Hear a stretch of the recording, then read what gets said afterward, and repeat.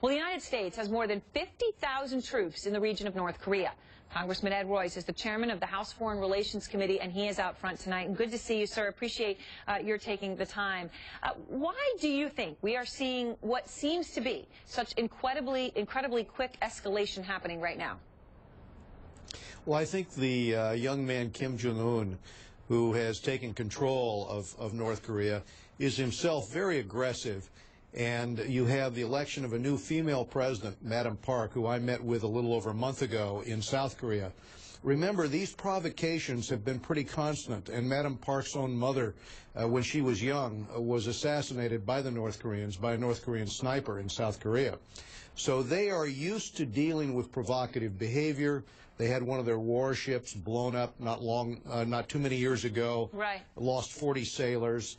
And so they're used to the shelling of their islands and so forth, and this kind of provocation. At times when the North Korean leadership attempts to flex its muscle and use its power.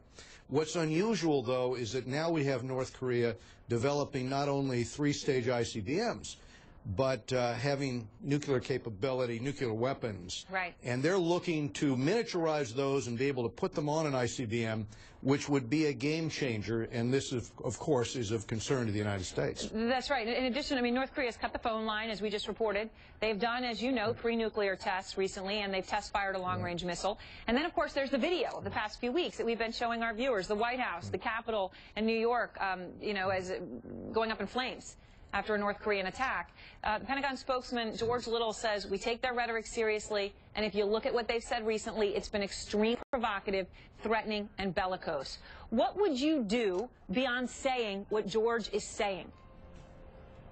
Well, 2 things that the United States is doing right now. One is we're bringing more interceptors online in terms of California and in Alaska in order to have the capability if there were ever a rogue launch from North Korea.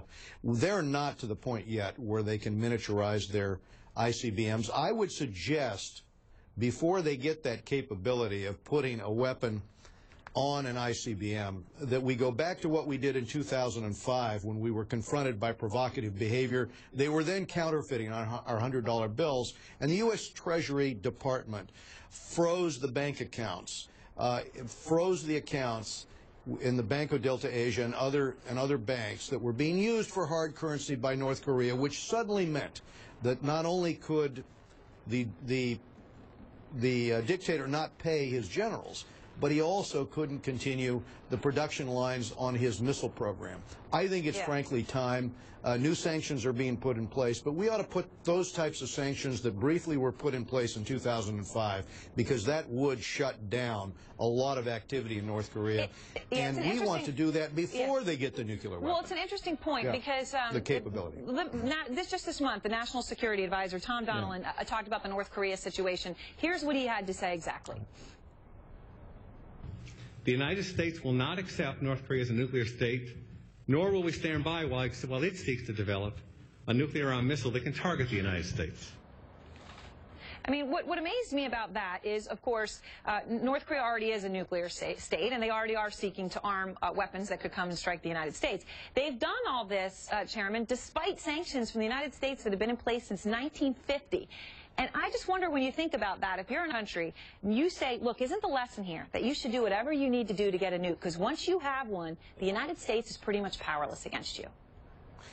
Well, here's the problem. The problem is that what we have done since the '94 framework agreement is not put the types of sanctions, financial sanctions, on North Korea, except for 2005 when we took Treasury's advice. And as a result, so you think if we had done those sanctions, it would have really worked? Because, of course, when they first got a nuclear weapon, at least the reports I've seen, was 2006, after those sanctions, of course, and under President George W. Bush. We talked to defectors who had worked on their missile program. I talked to their top propaganda minister who defected through China. They all indicated that the regime, if it's faced with those types of sanctions, cannot get the hard currency and cannot sustain the support.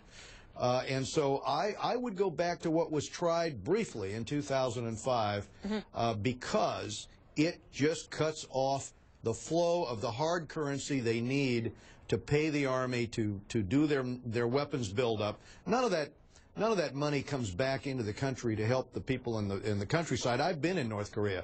They're all fending for themselves. The money goes into their weapons programs. Right. And that's why it should be curtailed, and that's why those bank accounts should be shut down. All right. Well, thank you very much, Chairman. We appreciate your time. And, of course, we're going to be following that to see if sanctions will be enough or if the United States will have to do more and if the U.S. is willing to do more.